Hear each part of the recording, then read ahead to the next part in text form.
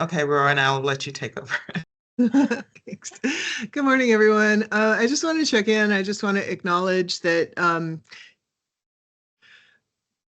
this is a really unusual time, and people have a lot of different kinds of commitments this week, maybe than they did a couple of weeks ago. And I just appreciate everyone being here so much. And I think the work that we're doing is more important now than ever, because I think that folks on campuses are feeling a little uncertain. And so having the survey and being able to work on that, helping people's voices get heard, which is, I think, mostly what this survey is, the purpose of this survey is to make sure that the voices of survivors on campus go acknowledged, that we are learning more about their experiences so that we can learn how to better help them. I think, like I said, I think that's more important than ever. So thank you for being here.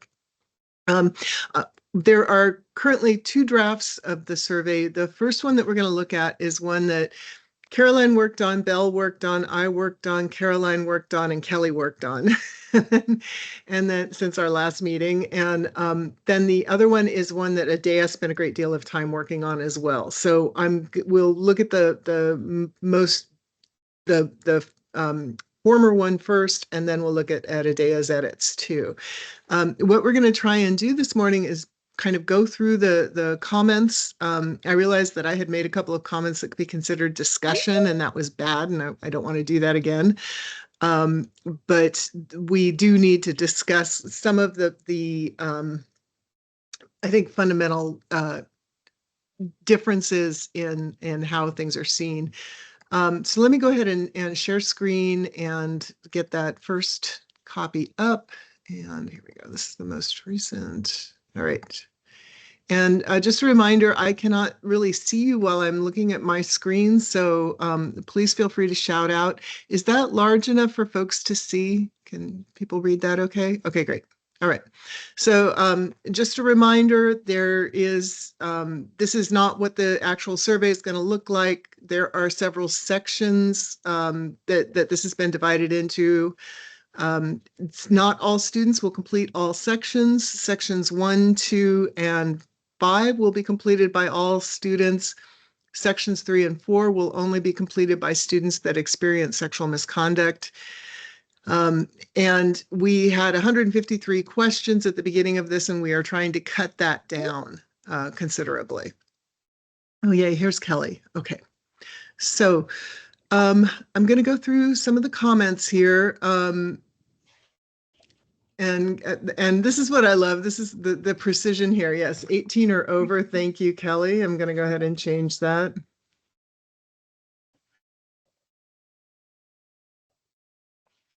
Okay, and I am assuming, I don't know this for sure, but I am assuming that we are not going to be, that the colleges will not be surveying students under 18 because they're minors, and there's some different kinds of there's some reporting issues. Most IRBs are going to have an issue if you're doing research with minors, and this could be considered research. So, but that has not yet been decided for sure. But and then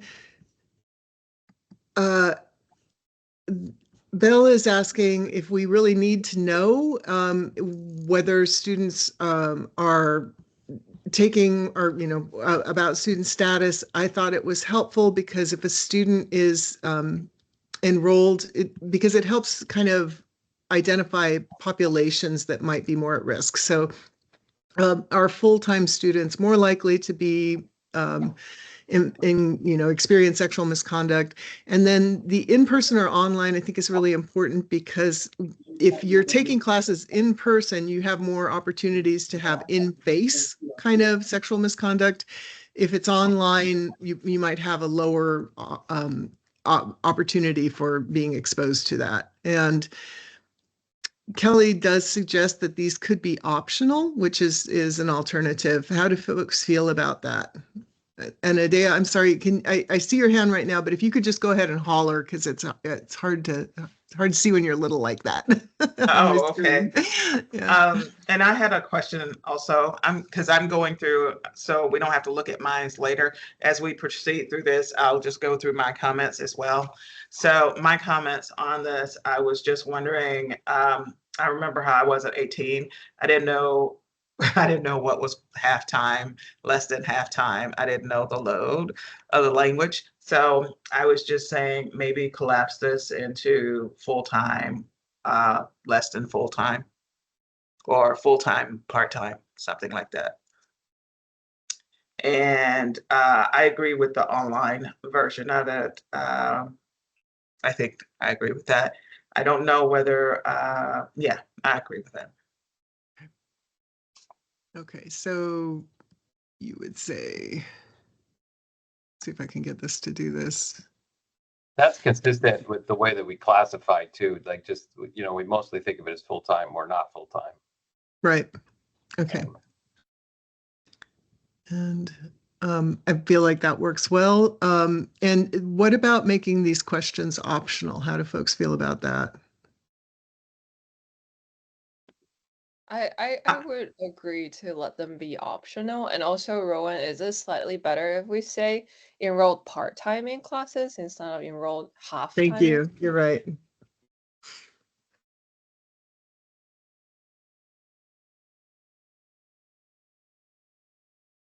I could go either way on this question. These are easy for people to answer and they're not unexpected. It doesn't really shorten the survey that much to take these two questions off.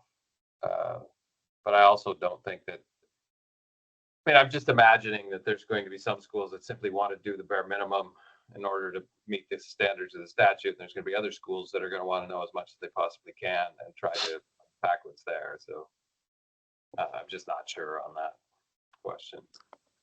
I think optional would be fine. The one thing I think about optional is it might make it more challenging for someone who is not a student at the school to interpret that, but we'll go ahead and mark that optional. Okay. What do you mean by that, Rowan? That makes me wonder if we're thinking about optional the same way. Like Okay. when I think optional, I'm optional to the people who are going to deploy the survey, whether they even include it or not. I don't think it should Right. be on the survey with an optional, do you want to respond or not? Okay. So if, for example, if one school has a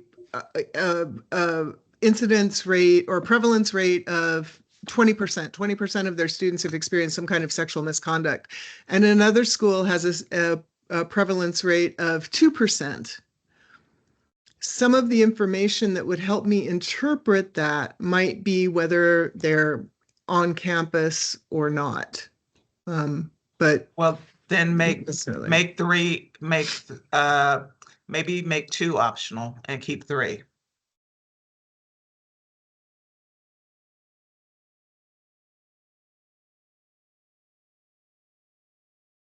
Does that sound good to other folks? I mean, I think just all or either both or not. I mean, Okay. Well, will we gain anything about them taking full-time or part-time classes? Is really more whether they're basically in person or online or both, because we want to know kind of their engagement with the school, whether, because if most of their classes are the school, most of the people are online and they have no incidence rate and their incidence rate is very low. We can't say it's due to the school, it's just a structural situation. So I remember that's the reason why we were kind of wanted that question in there. So maybe two, whether they're full-time or part-time, will not really give us much more information. so. Okay, Kelly, go ahead. Well, I'm just really oscillating back and forth between thinking they should definitely be on and thinking they should definitely be the optional. Like it literally, I mean, right now my heart wants to put them both on and say, let's just leave them there. They're easy enough. They're not really lengthening the question. But then I had this other thought, which is for some schools like mine, you know, 98% of our students are full-time and 100% of them are in person. So having this kind of question might seem a little illogical in certain communities, which makes me lean back toward, well, maybe they should be optional, but highly encouraged or something. Well, I was just thinking of across schools when the state is looking at that data. So it may be illogical at the school itself because you know your student body, but Yeah. when the state is looking at this information, then we kind of want to know, what's this school is mostly students are online. This is, so that would be important. I don't know how much enrollment status would be, but definitely number 3. Yeah. Rowan, is the state going to aggregate this data? I can't remember. That's a really good question. And I just found out last week that yes, that is one of the things that our research folks are looking at is aggregating data so that we could say, for example, public universities versus private universities versus community colleges. Yeah. And so that's one place where that might be important information. If we knew that students who take full-time in-person classes are at more risk than students who take part-time and take their classes online as well. I don't think there's any college where everybody takes all their classes online, honestly. So maybe that might be an optional question, but I feel like the first one is probably more important. Which I think is that changes my disposition. I now vote for keeping them in for everybody. Okay, keep it in. okay. Okay. All right. I think that's reasonable. And yeah, and I'm sorry. I finally got to meet with the R&D people last week. And just as an aside, just to let you know, we have not yet purchased Qualtrics, but we are looking at purchasing Qualtrics. And let me see, I'm trying to find you again. There you are. And the R&D folks are going to enter it into Qualtrics for us. And this is more for the implementation people, but just so you know, they're leaning towards recommending SurveyMonkey as a second platform for schools that don't have Qualtrics. So, just because of the way the data is handled there. Okay, all right, so we've had that discussion. Good edits on that. On this one, this got interesting. So Caroline says, I recommend for all questions related to further details of someone's ethnic identity that we instead write, enter more details if you would like. And I had asked for an example. She gave me one, and then I made an edit to it. So this is a change from the way it was. Let's see, enter more for Native American or American Indian and Alaska Native, enter more details about your identity if you would like, for example. And then we've got that kind of going down here too. And then I left it here for Black and African American, for Hispanic Latino, so you could see the difference. Which version do you prefer? About your identity if you would like, or do you want just for example?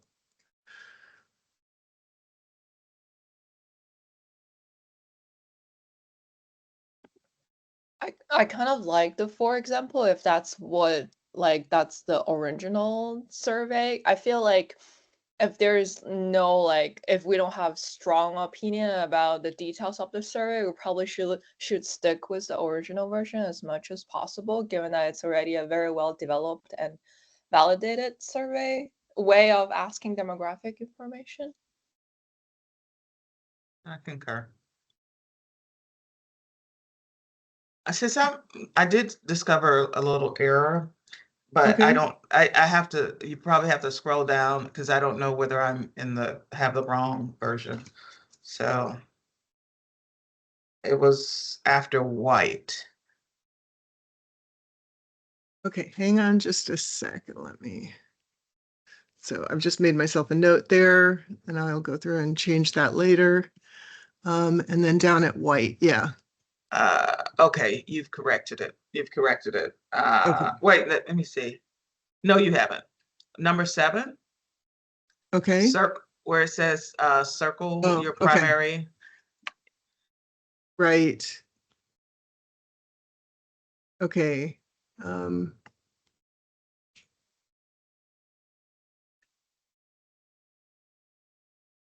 how about just indicate that way, it's a generic regardless of Okay.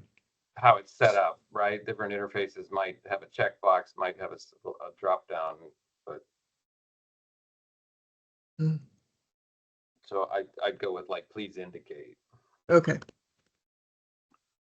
How do you want them to indicate? Well, it would then, I mean, in this instance, it would be a checkbox, and in some other interface, it might be a choose one. I'm just thinking that we're, Well, we want Yeah. to give you the option of doing more than one category, right? But choosing a primary one. So please indicate, and then maybe just free text. right, yeah.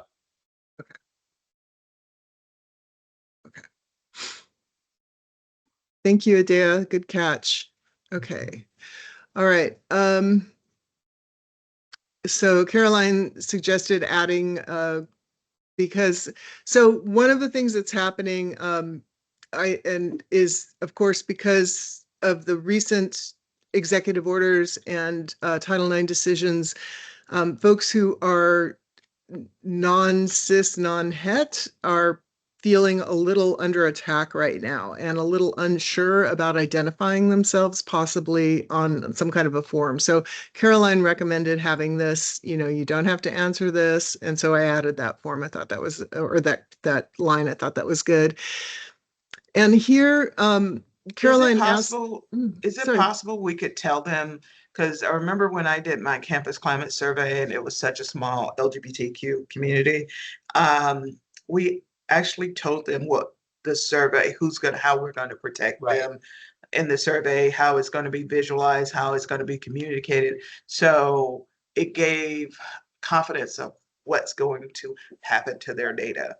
Is it possible we could like say that somewhere in the survey? Remember, it's going to be confidential, describe what confidential, whatever.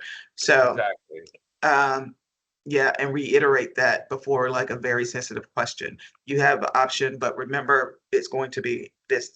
We're going to do this with your data or something.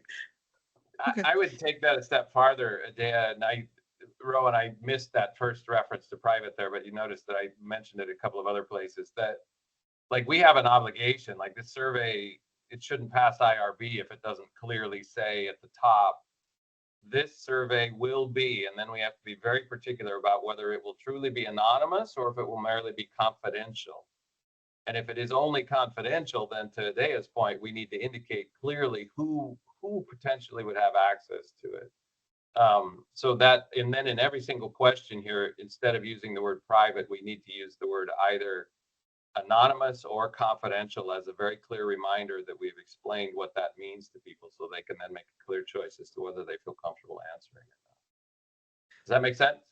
Yes, and those are really excellent points. I think I'm kind of thinking of the word private as a placeholder here because I am assuming that there will be like a consent form at the very beginning of the survey. As you enter it, one of the things you're going to read is we will be asking questions about these kinds of things.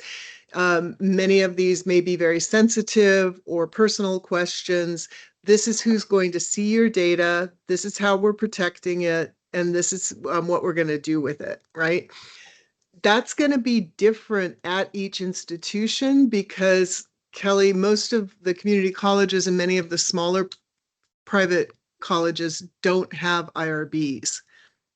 So we're going to have to make some suggestions to them on data security, which is one reason why I'm really glad that we're going to be working with some of the folks in our R&D department.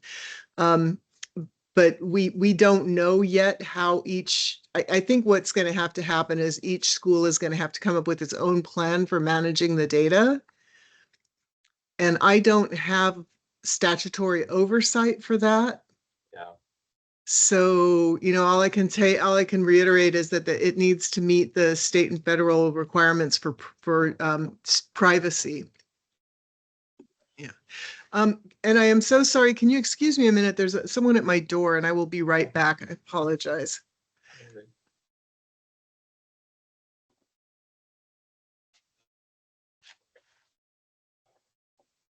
Apologies for being late, everyone. Just sort of one of those mornings where everything feels like it's 5 minutes behind. It's Friday morning, understandable. Thank you.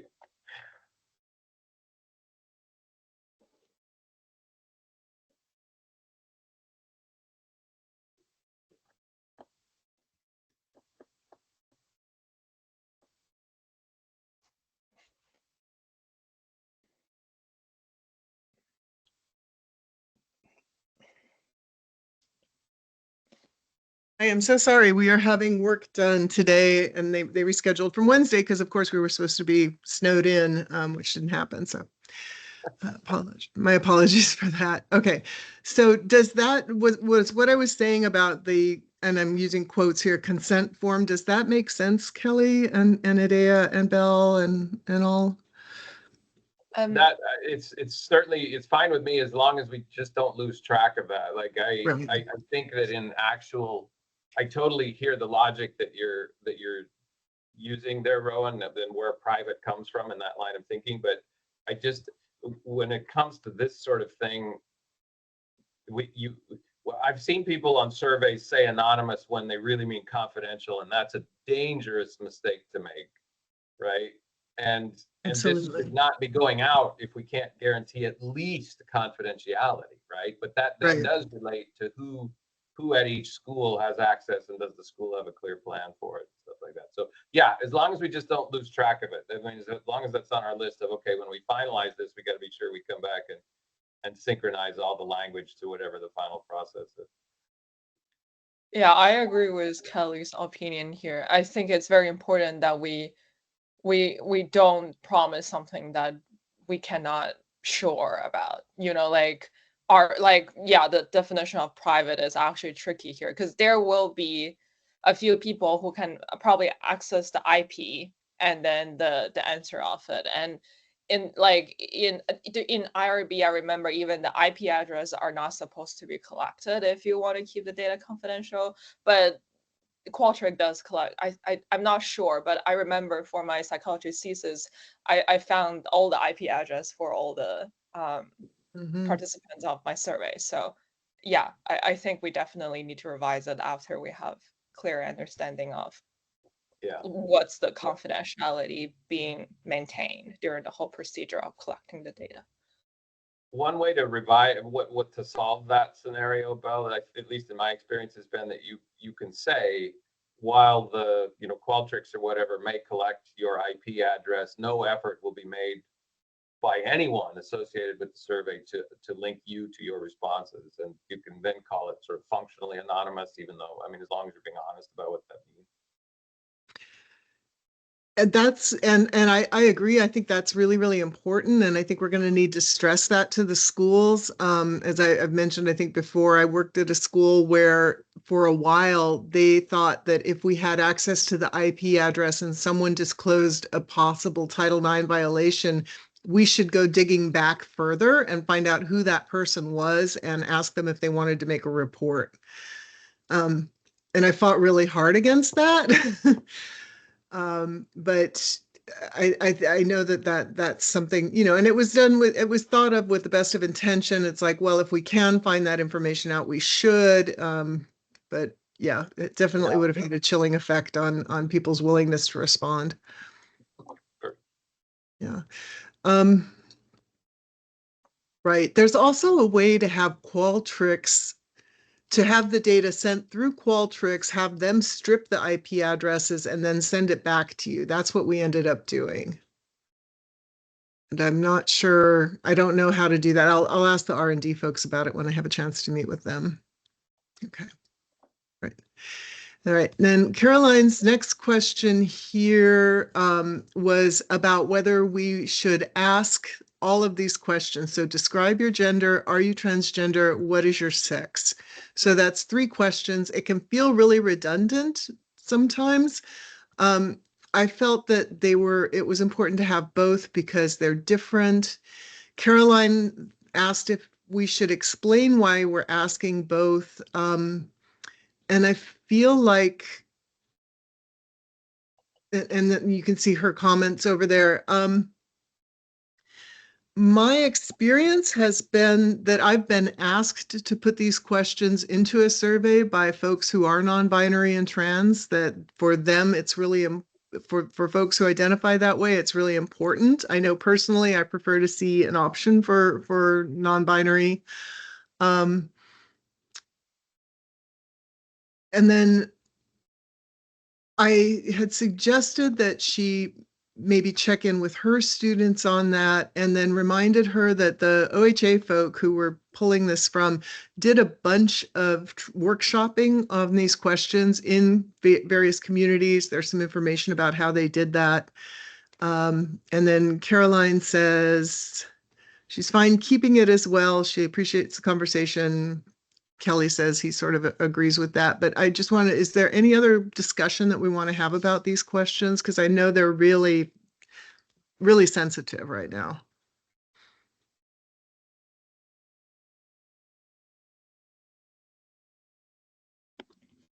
Maybe, Go ahead, Ade. I was just thinking, since these questions, let's see, it starts between 8 and 13. Maybe we could put like a one-line verbiage like, we are aware of the sensitivity, but it would be very critical, or something like that is very important to have this information, or something about the importance of this information and why. Just one line and say, we appreciate you for sharing this information with us, or something like that. So like she was saying, the reason, just like a little line before you enter it. Oh, you already did it. All these questions. I went through the survey. Does that look okay? Yeah. Okay, Sexual cool. misconduct. All right, great. Yes, the survey is private. Okay, maybe that's fine. Oh, go ahead, Belle. Sorry. No, you're good. I think one thing that if we want to, I'm still a little bit confused about Caroline's question about the gender and sex, like both exist in the survey. I think I can probably see a person feel more inclined to answer one of them instead of answering both of them, because you know, people have very different understanding of how gender and sex are actually, like, whether they're two things or whether they're the same thing. And if we want, we can always emphasize that just answer the one that you think apply to yourself.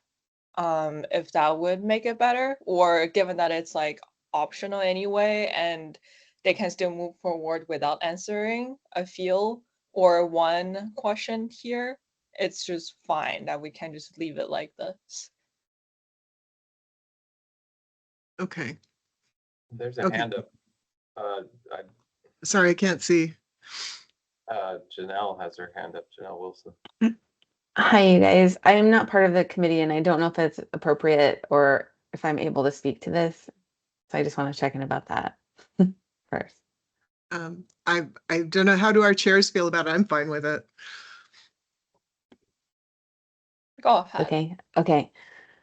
So like previous to my position where I am currently, like we talked a lot about this, and I used to work very closely around like queer and trans issues. And so one of my questions, I guess, around this topic is like, why does there need to be a separate box for a transgender box? If like question 9, where it says, what is your gender, select all that apply, I think like having trans listed in there could effectively like meet that same need. I do think like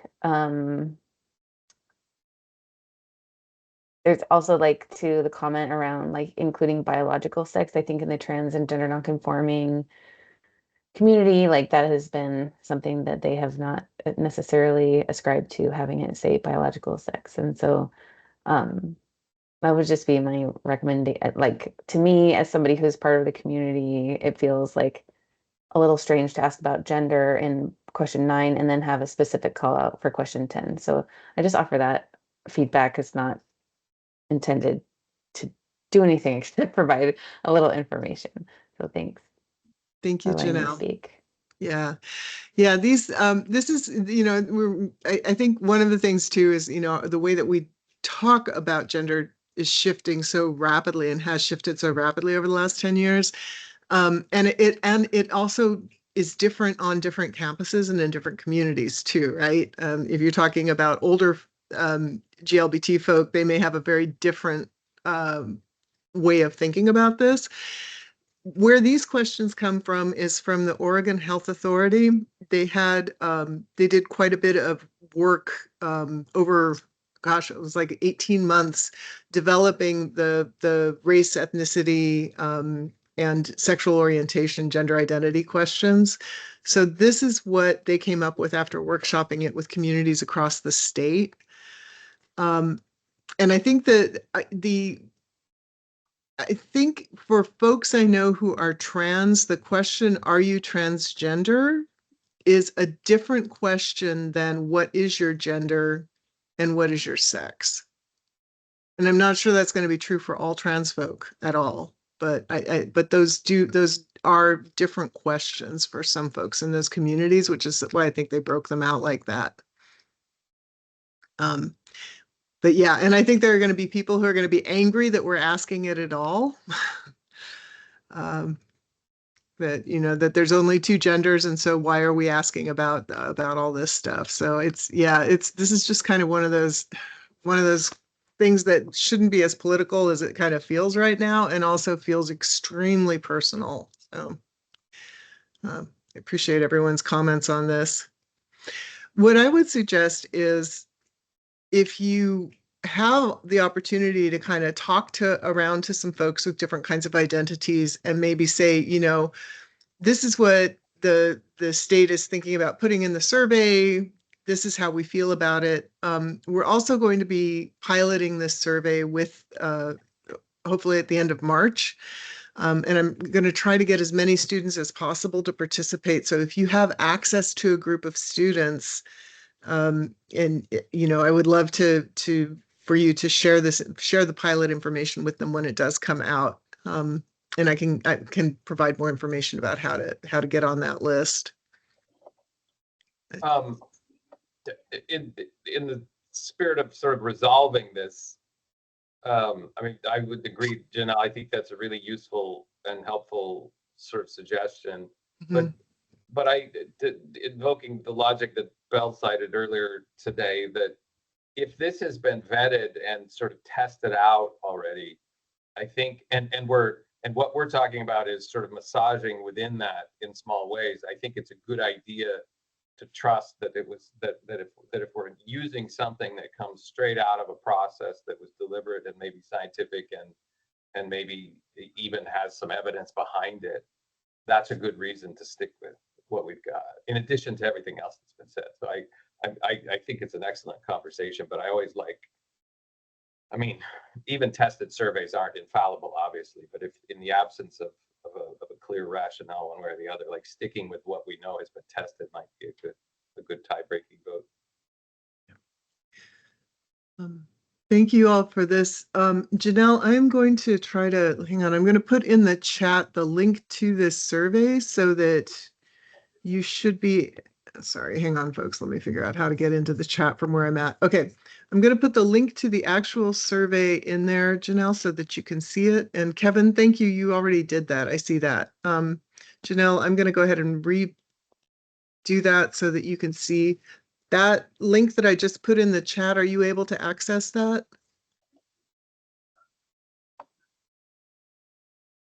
Yes, I can. Okay, great. So Thank that, you. yeah, so that's the one we're working off of right now. And so if you do want to kind of run those questions by folks, you could do that from there if that would be, and we'd appreciate that feedback as well, because this is definitely an ongoing discussion. Thank you. Thanks, everyone. Sure. Okay. Let's see. Caroline had asked about adding polyamorous, and I felt I had said that I thought that was more of a relationship style than an orientation. Does that make sense to folks? I entirely agree. It's a relationship status rather than an orientation. Yeah. But disability status, we just have that one question. We aren't asking anything else about disability. We're just asking, do you identify as a person with disability? And then for economic status, we're asking Pell Grant as a proxy for economic status. And then what is your current housing status? Because we felt that that stability was important. I had a And question. oh, and then Kelly, sorry, Adea, Oh. just one more thing. Okay. Kelly, we have to have some question that gets there. We are mandated to ask about economic status, so we could have one question, but we do need to keep a couple in there, or at least we need to keep at least one question. Yeah, I mean, I read these all, went through these in order, and these are the easy ones. I'd rather we spend our energy on some of the harder ones Okay. further down. I'm fine with that. And I obviously anything that's mandated, there's no discussion. We just include it. And I do like these as proxies. I think it's a good it's a good strategy. I had a question just for number 16. I just Mhm. commented because I hate kind of seeing the same word repeated after for all the answers, like during the school year, during the school year, during the school year. And I'm Mhm. like, well, maybe we should put something like that in the STEM. And I think I wrote, it's like, for the current school year, what is your housing status? I live in the dorm or other campus housing. I live off campus. I am unhoused. And then in the parentheses, unstable housing, live in my car, couch surfing. Okay. All right, thanks. I will go back and include and meld that into this version. Thank you for that. Okay. Then we ask for immigration status. We're just asking one question. Are you currently a citizen? And then down here we get. Caroline had recommended making a few edits here. So we've got,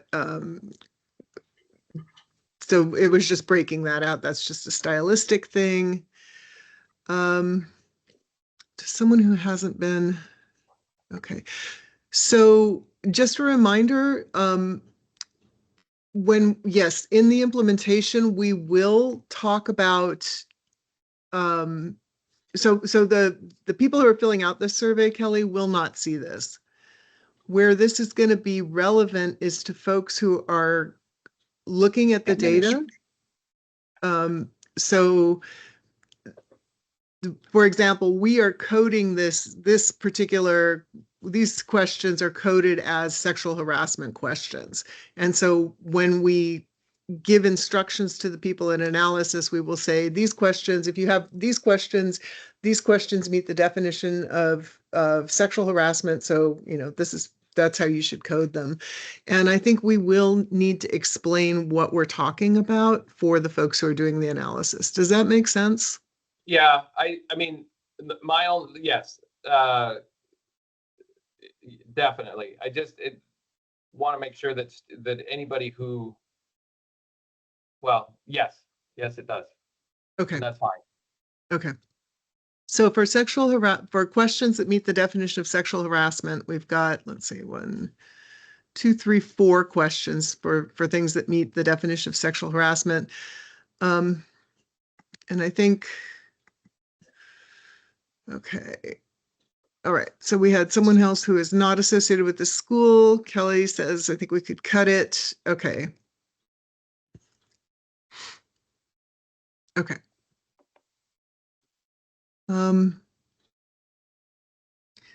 Kelly, you said someone else and other accomplished the same thing. Okay, so just move this and then have other. Okay, got it.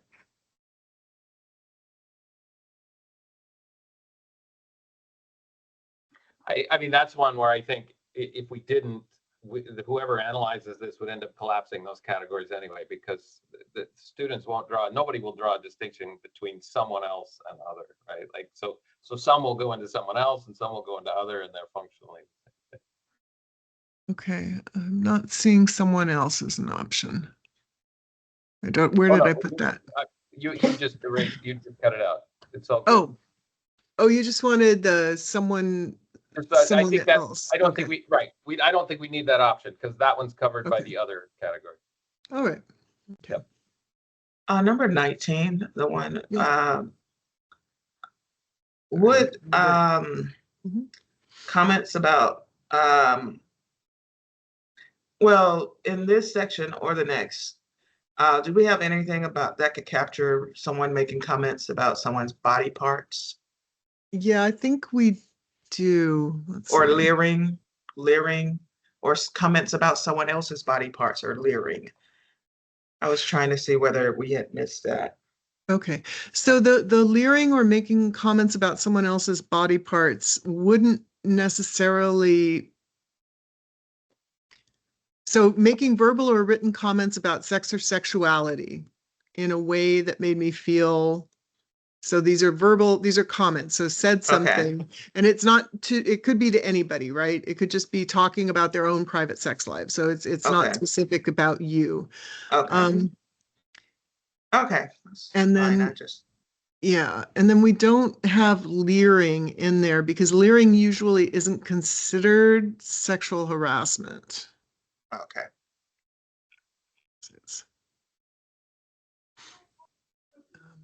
So we said something, asked me to do something, touched non-sexual parts of my body, sent me sexual images or messages. So those are the 4 kinds of categories that we're asking about.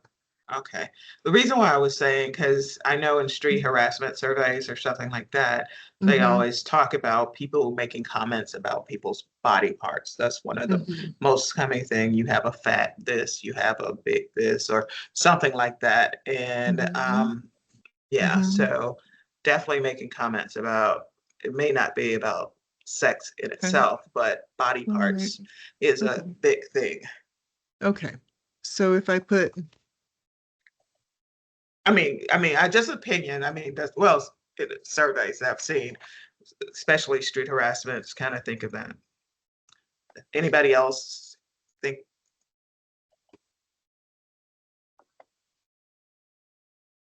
Yeah, does that work, Adea?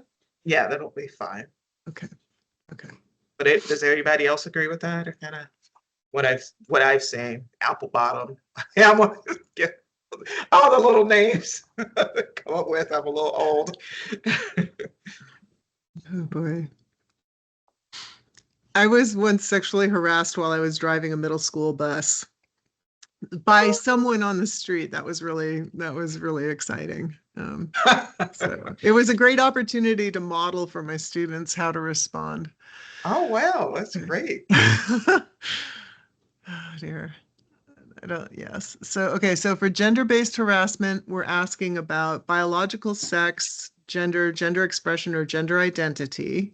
And then I added this parentheses. This could include things like comments about being too manly or too soft. I'm not sure that's the best way to phrase that, but do people kind of get what I'm saying? That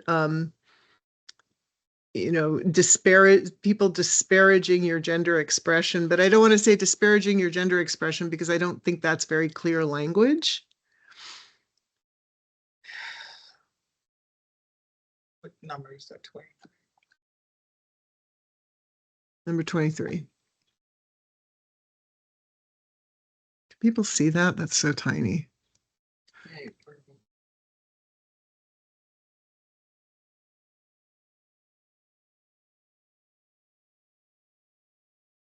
Would that be, well, would that be captured on the gender expression? Or being soft because they're saying that Yeah, men can't I wanted be, to give an example oh, an for folks. example. Oh, Yeah. okay. Well, just, yeah, that's fine. Manly, soft. Um, But could I posit an argument? I totally get what you're thinking there, Rowan, and I think, I mean, this is one of those questions where either direction is arguably defensible. But I feel like the question leading up to the example is clear. And that by picking an example that, and I don't know if I'm an example of this risk or not as I read this, but that I perceive to be focused particularly toward male identifying respondents, we are potentially and probably likely biasing the survey results in some small way. For instance, um, you know, the social question of whether it's appropriate to comment on a female identifying person's presentation after, say, they change their hairdo, or they're wearing a kind of clothing that seems new or different, right? Is that a compliment or is that harassment? Granted, those aren't examples of, like, you know, the too manly or too soft are clearly derogatory. But I just sort of fear that by putting an example in, we either have to put so many in that we feel like we've been comprehensive about all the different possibilities, or we shouldn't put any in. I think, and then feel free to sort of push back on this. My guess is there's a concern that certain kinds of things, like those two examples, won't be thought of necessarily by people as being instances, and that it's encouraging people to consider that. Which in and of itself could be good or bad as well. Survey. Sorry, I'm back into one of my little self-feedback loops here of, like, there's no right answer, but I just feel like this one might be better off without an example. And I will not sort of protest too hard if we want to keep it in, but I just sort of feel like we maybe ought to just let people tell us what they think based on the description.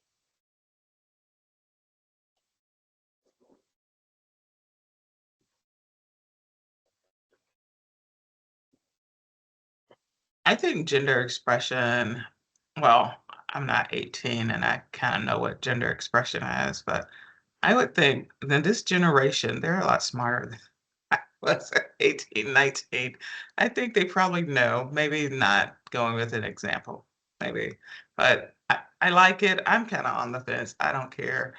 But yeah, I can see your side, but I don't know. I think this generation knows a lot about gender fluidity.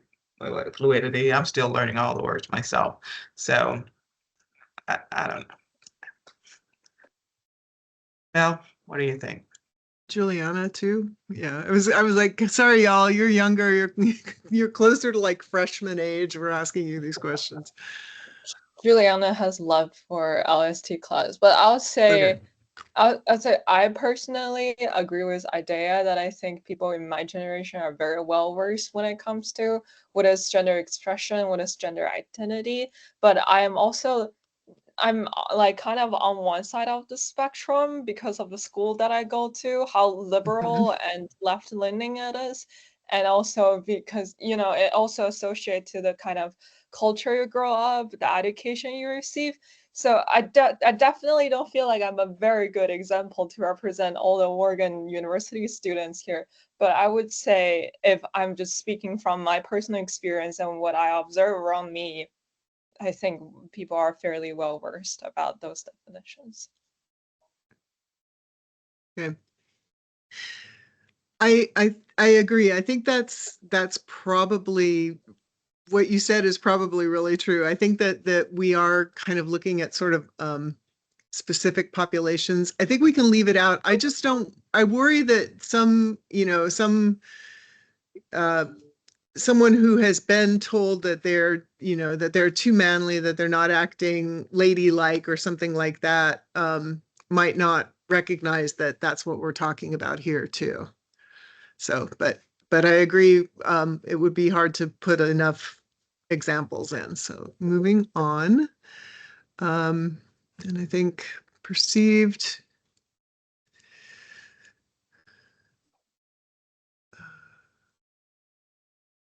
I think that's a fine addition that Caroline put in there, making it about my sexual orientation or perceived orientation. Are people okay with that? Mm-hmm.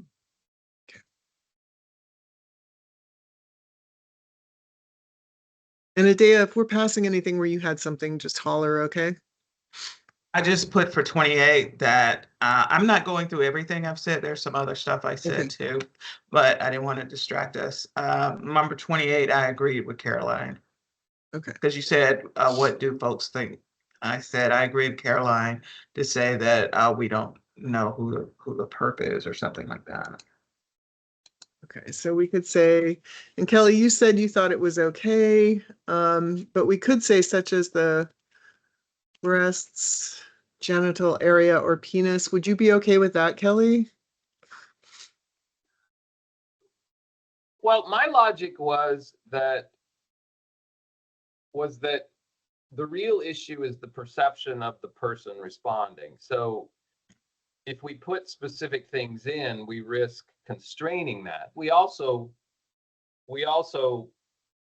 create the possibility that they'll consider things they might not otherwise have considered, like that people have different opinions on whether upper body nudity is considered offensive or suggestive to them, right? So I mean, I'm okay with examples as well.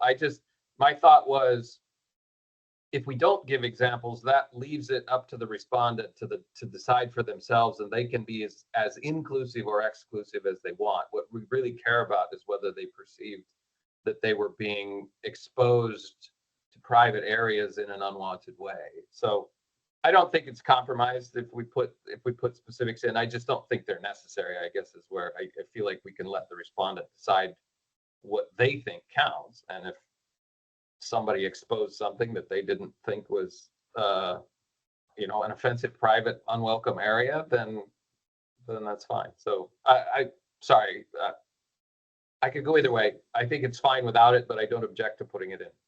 Yeah, I think we're using it's kind of both ways, because we're using private areas as a euphemism for sexual parts of your body, and that's really subjective too, right?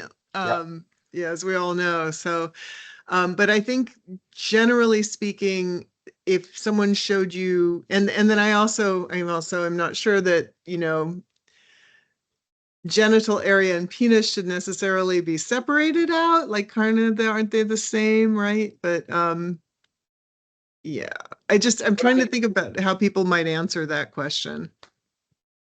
I had that exact same thought pass through my head, and I quickly resolved it with the conclusion that, generally speaking, breast maps onto biological female, penis maps onto biological male, genital area maps onto both. Therefore, all three together in that order sound just fine to me as examples. Okay. All right, thanks. And then tried to make me send. I think we kind of wanted make me because the idea is blackmail, right? So somebody trying to talk you into something is a little bit different. That might be true in part, but Trump is also advancing policy than making a threat.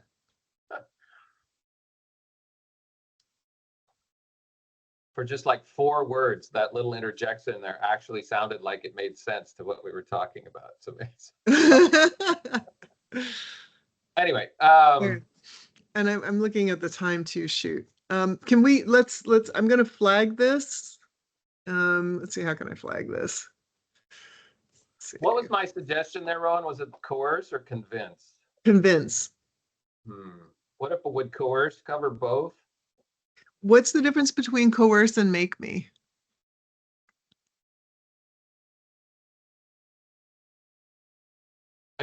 My worry there was that somebody who feels like someone is just trying to persuade them but not compel them might say, well, they weren't trying to make me, they were only trying to convince me, right? Make me feels like a coercive thing. Right. We do. Oh, sorry, go ahead. Sorry, I would say that coerce might be like a word that not everybody who is not everyone's very well versed with the definition of it. Especially, we aim to make this survey very accessible for people with varying degree of. Coerce is a word people usually use when they describe a kind of abusive relationship or power dynamic about control. And I would have slightly concern about if we use coerce instead of try to make me. It would be a little bit obscure for folks who don't have a lot of education about that specific kind of power dynamic in relationship. That's just my little thought. Yeah, I'm okay with it. You're trying to move on. Let's leave it that way and flag it as you said, Rowan. Yeah, I'm good with that. Okay. Yeah, I think, Kelly, the reason I think make me fits there is because we've got threatening, right? Yep. If it was tried to convince me to send them intimate photos or videos, right, that might be a little bit different. Okay, stalking. Yeah, okay. Yeah. You're right. I wasn't paying close enough attention to the second half of that. You're right. Okay. That's fine. Yeah. And right, yeah. And Caroline's got a note in there, but just again, a reminder that yeah, and I could certainly put acquaintance in there, but it's not something that students are going to see. So that was just a placeholder there. Right. Okay, so these next questions are about stalking. So it doesn't look like we have any controversy there. We could cut some of these out. Let's see, Kelly, do we need to? Yes, Yeah, we could I definitely put- cut some of these out. Yeah, I put 33 could be optional, 34 could be optional. We could cut 35, 37 optional, and 40 optional. Okay. But I right. did like the physically harm. I wanted to keep those in. Assess my smartphone, something like that. I thought those should stay in. Okay. So I went through and put all the ones that were optional. So, Okay. but I did think cutting 35, Okay. fake profile, something like that. Maybe cut Okay. that. And I will come back to Dea and add the optional stuff. So, okay. Yeah, I agree. We definitely don't need all of those questions, and I think it makes sense to cut them. Mhm. All right. So for relationship status, so the reason that this is important is because we're going to be asking about intimate partner violence next. And in that, we're asking about coercive behavior. We're asking about coercive control, as well as physical violence. A lot of the things that happen in relationships that are abusive would be covered in other areas of this. And I don't want to ask the same questions twice because for a couple of reasons. One, because, so for example, Caroline had asked if we're going to ask about sexual sexual abuse in here. If we do that, we run the risk of, well, one, when we ask about sexual, has someone done sexual things to you you didn't want, we ask what the relationship of that person was. And so we would pick up partner sexual abuse there. If we ask about sexual abuse twice, we're asking the person to respond twice to the same question, which doesn't seem to be necessarily required. Does that make sense?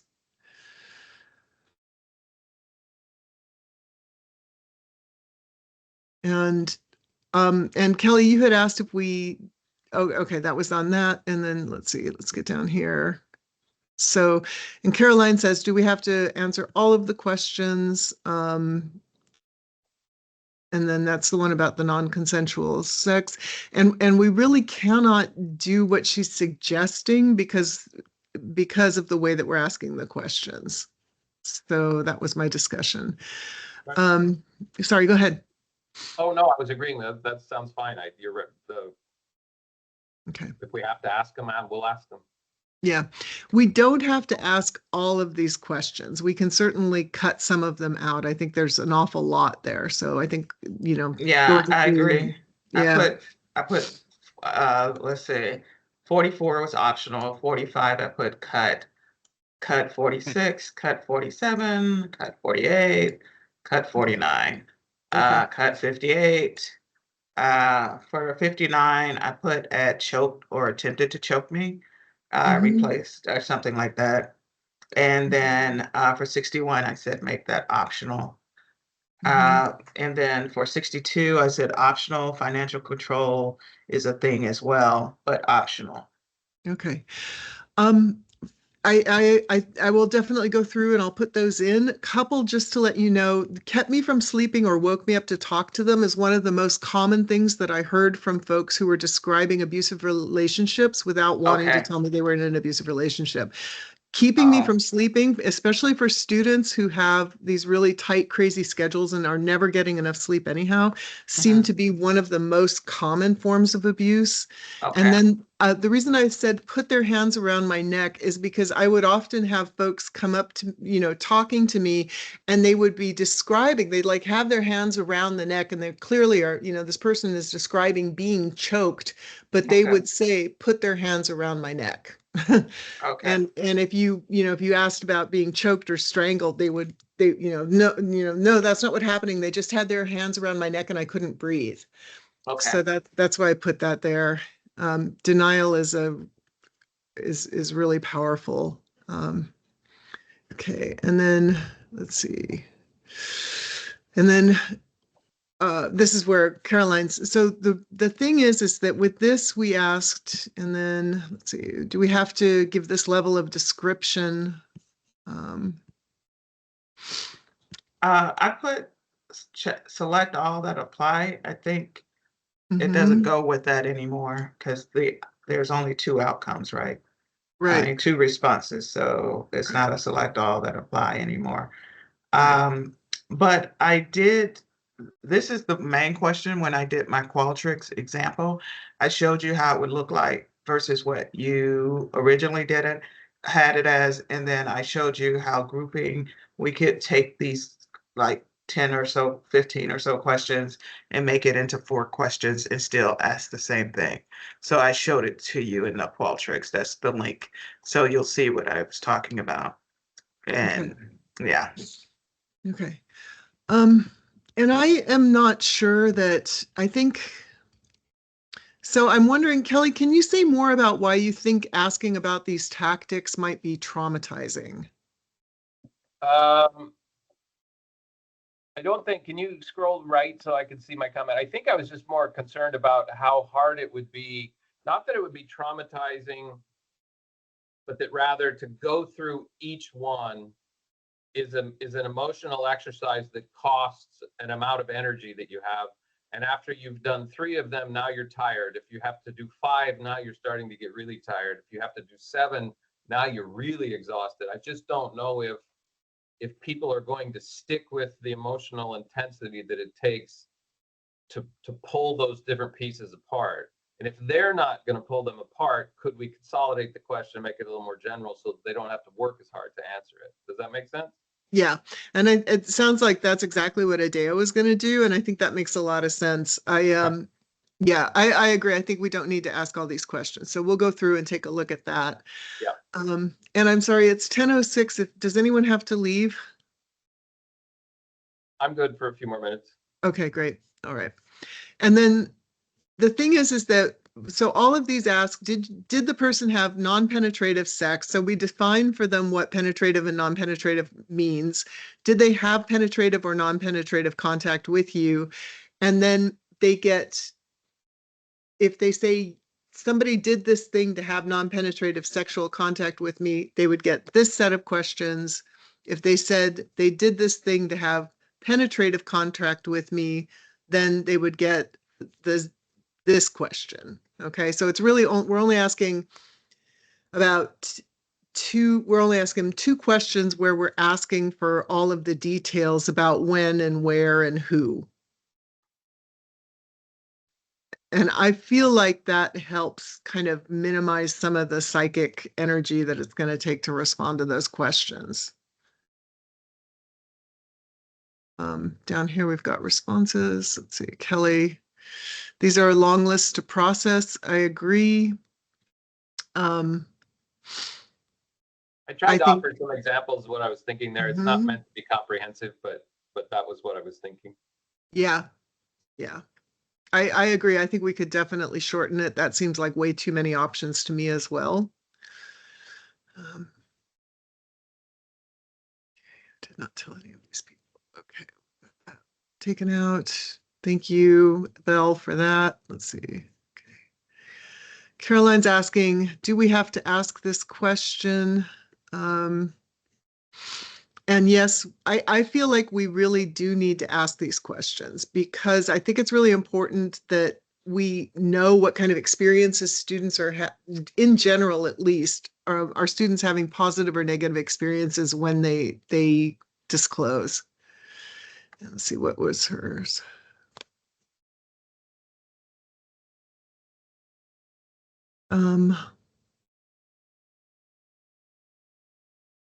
And she's saying that she wants to know, she wants a difference of whether the person within the school or outside of the school was the one that was helpful. So I'll come back and look at that. I want to kind of scroll down and see what else we've got here. Let's see. To draw the distinctions, number of options to leave transfer. I put down that maybe questions 96 to 102, maybe we can compact that into 3 write-ins, like how did it affect you psychologically? How did it affect your friendship group or your friends or something like that? And what are the other impacts or something like that? And just let it be a write-in. But I think those are harder to analyze. But yeah, it would take yeah. someone actually doing Qualtrics. I mean, not Qualtrics, but in vivo, doing qualitative analysis on whatever they wrote up and then grouping it. But it would be more labor intensive on the back end.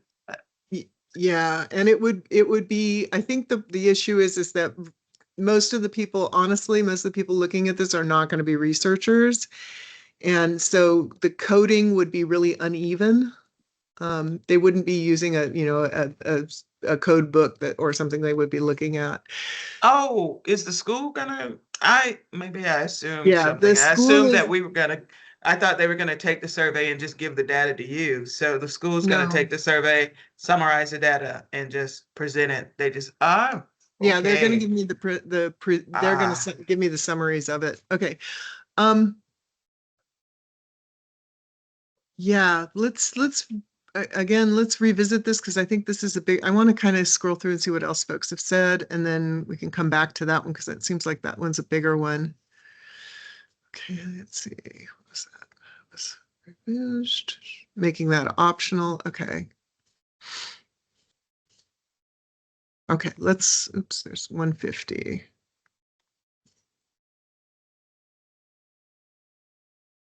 Okay, It's the same suggestion. okay. Can we consolidate? Yeah. Yeah.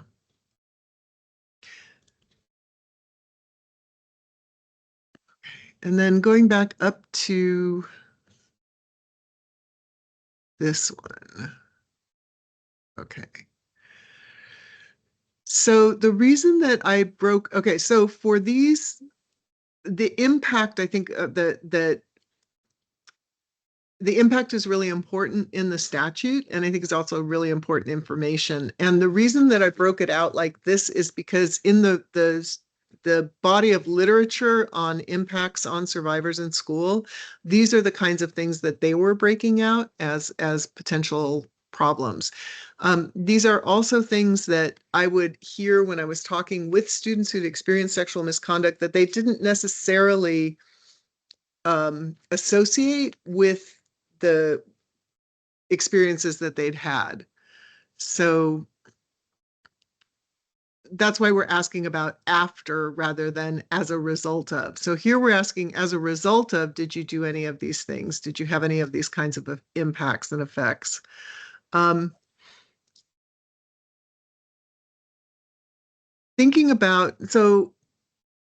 Thinking about the impact, if you're a student who has had some kind of, you've been sexually assaulted and now you are on campus with the person who harmed you, did you change your usual route or avoid certain areas? That may not be necessarily, we don't necessarily have to have that, but that's something that they would often do. Did you drop classes or change your schedule? And then the others, so yeah, this one I feel like doesn't really belong here now that I'm looking at that, because these are all about academic impact. This one is not. Does that make sense to folks? and you I can also group. I was going to sorry. say you can group some of these questions together. What were your academic impact? Right. What was the academic impact? What was this? And because that can then, and it can be check all that apply. Or, I mean, well, however you want to do it, but you can group it together like academic impact, this type of impact, that type of impact, and then it can seem a lot shorter that way when you do that. I think that I have a comment in there that suggests that maybe 100, 101, and 102 could all just be, did you exit school, right? Like, I don't see for analytical purpose, understanding purposes, I'm just not sure we need to ask them to, I mean, I'm complimenting what Adea just said. Like, I just feel like we could consolidate some of these. Conversely, we could just ask it as one question and say, did any of the following occur? And then people could just read them quickly and check boxes. there's something fundamentally different between having to read a question like, did you stop doing social or extracurricular activities to keep from seeing the person who harmed you, versus did any of the following behaviors change as a result of this contact? Check all that apply. It just psychologically, it's just easier to run through that list that way, I think. I could be over engineering as well. I'm not sure. Okay. Okay. That would change the analysis because we would not have the responses. I did not think about it. I thought about it, but did not do it. I did it. Okay. So we would eliminate those. Yeah. And again, if you all, I mean, what I did early this morning when I was working through this, I tried to ask myself, if I'm the person taking the survey, how do I feel if I get, say, this far into the survey, but also, can I make a meaningful distinction in some of these response categories?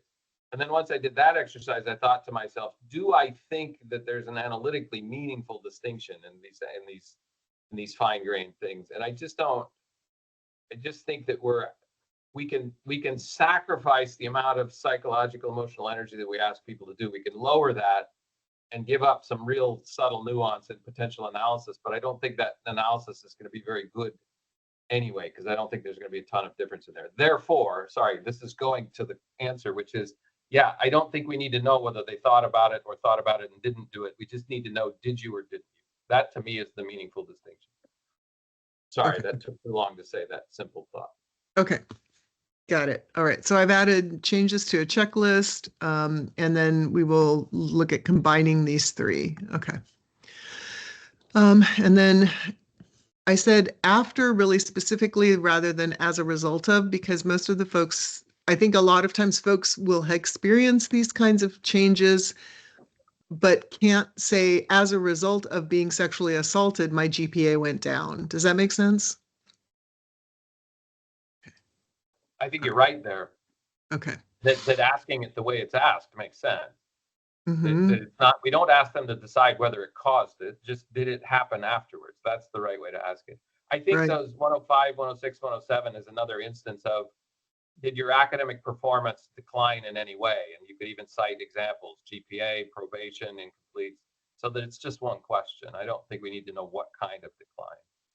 But again, just my opinion. Okay. All right.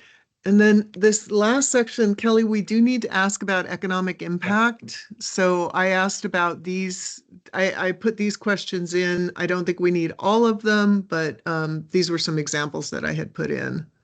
Okay. So, but we do need some questions about economic impact. And it could just be, did you have extra expenses or lose money or other financial resources? We don't have to ask all of them. How do folks feel about that? How about combining those into just, were you economically impacted? Because I don't know that people are going to recognize that. I don't know if I would say that I was economically impacted because I had to. Yeah. I'm not sure I would call it that. I might say, yeah, it cost me money, but I don't know that I would recognize it as being economically impacted. Yeah. So, How about then? Yeah. Oh, that's fine. I Mhm. mean, but how about like 12, 13, and I can't see what's below that, but those just, can we consolidate that into costs? And then maybe give examples, transportation, therapy, whatever. Okay. I'm kind of in a rut here, wanting to consolidate as much as Yeah. possible. No, I think you're right. I think we can.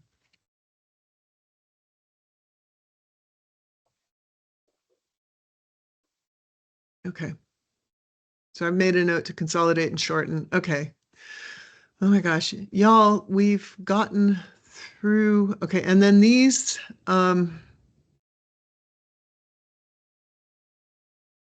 are, yeah. Since you experienced sexual misconduct, did you develop any of the health issues? And then we've got an awful lot of options for them to ask. I'm not real comfortable with all of this, but again, these are common health impacts that folks have said that they've had.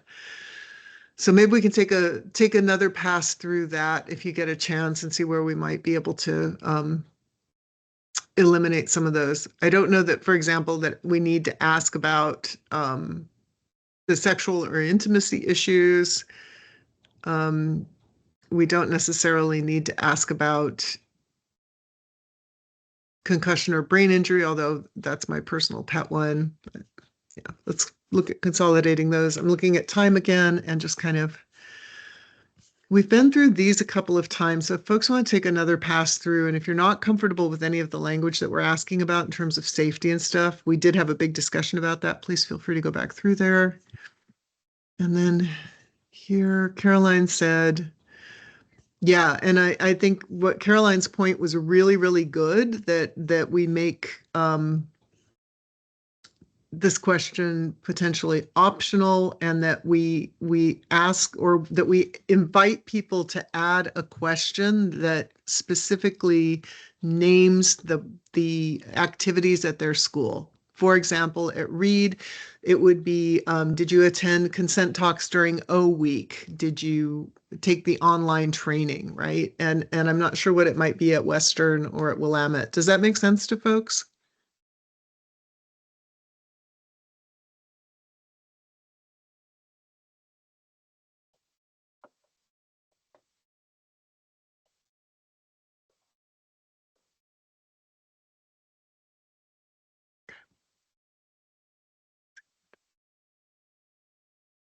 Yeah, and Kelly, I think you're right. We can definitely consolidate some of these. So, okay, I'm going to go ahead and stop sharing. I think everybody's brain is probably full at this point.